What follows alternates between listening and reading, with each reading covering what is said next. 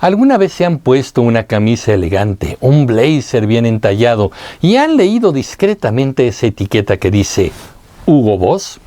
Tal vez la marca alemana es sinónimo de elegancia, lujo y estilo. Pero ¿qué pasaría si les dijera que detrás de esa etiqueta existe una historia incómoda? Una historia que nos obliga a mirar el pasado con una lupa crítica. Hoy en Comunicreando vamos a hablar sobre cómo Hugo Boss, uno de los nombres más reconocidos en la industria de la moda, diseñó los uniformes del régimen nazi y cómo por décadas se trató de enterrar esa parte de la historia bajo una alfombra de marketing y silencio.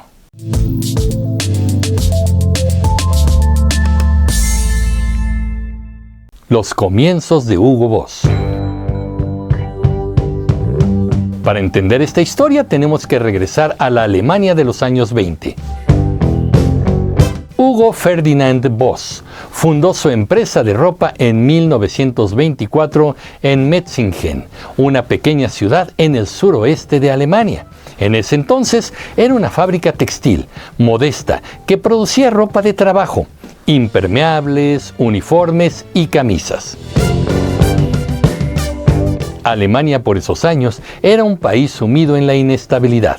La Primera Guerra Mundial había dejado profundas heridas económicas y sociales, y el Tratado de Versalles ahogaba al país con reparaciones y humillaciones. Era un terreno fértil para ideologías radicales y para la desesperación. El ascenso del nazismo y la oportunidad. En 1931, Hugo Boss tomó una decisión que marcaría su legado para siempre. Se afilió al partido nazi 2 años antes de que Hitler llegara al poder. ¿Por qué lo hizo? ¿Por convicción? ¿Por oportunismo? Probablemente un poco de ambas cosas. Lo cierto es que una vez en el poder, el régimen nazi necesitaba uniformes para sus diversas organizaciones, las temidas SS, las SA, la Juventud Hitleriana y, por supuesto, el Ejército Regular. Hugo Boss vio ahí una oportunidad de oro. Su fábrica recibió contratos para producir miles y miles de uniformes.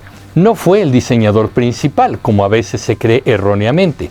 Los diseños vinieron de otras oficinas del partido, pero sí fue uno de los principales fabricantes de esos uniformes, reconocidos por su estética imponente, su impecable sastrería y su carga simbólica. El negocio de la guerra. Durante los años del Tercer Reich, la empresa de Hugo Boss no solo creció, se transformó. Pasó de ser una modesta fábrica textil en Metzingen a convertirse en uno de los proveedores oficiales de uniformes, como ya lo dijimos, para las SS, las SA y las Juventudes Hitlerianas. Un contrato con el régimen nazi en aquel momento significaba prestigio, dinero y protección política. Y Hugo Boss, el hombre, supo aprovecharlo. Pero este crecimiento tuvo un costo humano brutal. No fue fruto del esfuerzo limpio ni del talento empresarial, sino de una alianza con el poder y del uso sistemático de mano de obra forzada. A partir de 1940, la empresa comenzó a incorporar prisioneros de guerra y civiles deportados desde países ocupados, como Francia, Polonia y Ucrania. Muchas eran mujeres. Todas trabajaban en condiciones infrahumanas, turnos extenuantes, vigilancia armada, alimentación mínima y 0 derechos. Se estima que al menos 140 trabajadores forzados pasaron por las instalaciones de Boss entre 1940 y 1945. Dormían hacinados en barracas, sin calefacción, bajo la constante amenaza de castigo. Para la empresa no eran empleados, eran números. Esta parte de la historia fue durante décadas incómoda de recordar. La empresa prefirió callar. En su biografía oficial, publicada mucho tiempo después, apenas se mencionaban estos hechos, pero los archivos, los testimonios y las investigaciones históricas terminaron por romper el silencio. El silencio después de la guerra. Cuando la guerra terminó en 1945 y Alemania fue derrotada, muchos empresarios que habían colaborado con el régimen nazi buscaron limpiar su imagen. Hugo Boss no fue la excepción. Fue juzgado por un tribunal de desnazificación y declarado como un beneficiario del nazismo, lo que implicaba que su fortuna se había incrementado gracias a su colaboración. Fue multado y se le prohibió dirigir su empresa. Murió poco después, en 1948. La empresa, sin embargo, sobrevivió.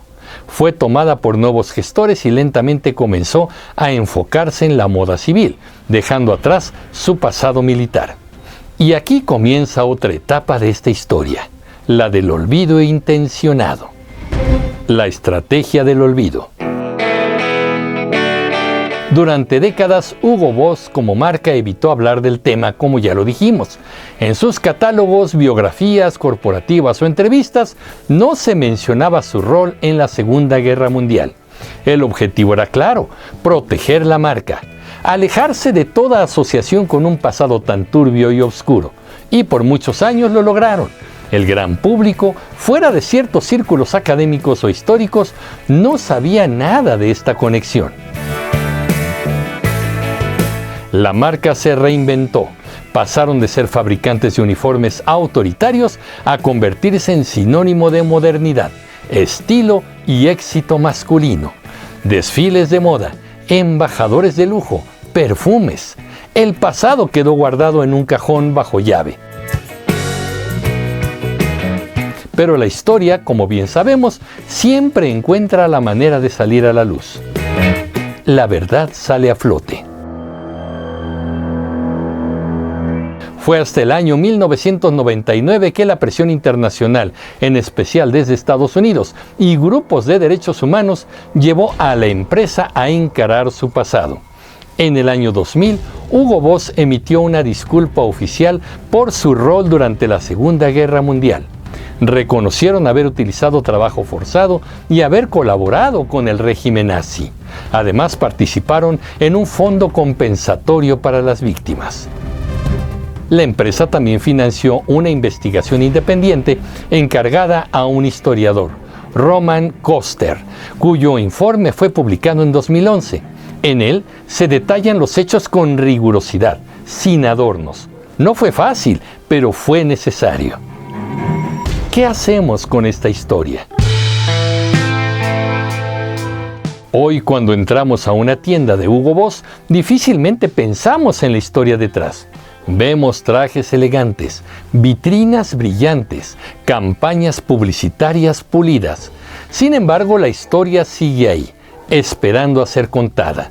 ¿Significa esto que no debemos comprar la marca? ¿Que debemos cancelar todo lo que toque el pasado? Tal vez no se trata de eso. Tal vez se trata de reconocer que la historia no es blanco y negro y que incluso las marcas más lujosas pueden tener orígenes incómodos. Contar esta historia no busca juzgar a quien usa una prenda de Hugo Boss. Busca recordar que detrás de cada logo hay una historia y que algunas, aunque difíciles, merecen ser contadas. ¿Pero qué opinan ustedes, comunicreativos? Yo soy Emilio Pineda y los espero en el próximo capítulo de Comunicreando. Pásenla bien. Hasta pronto.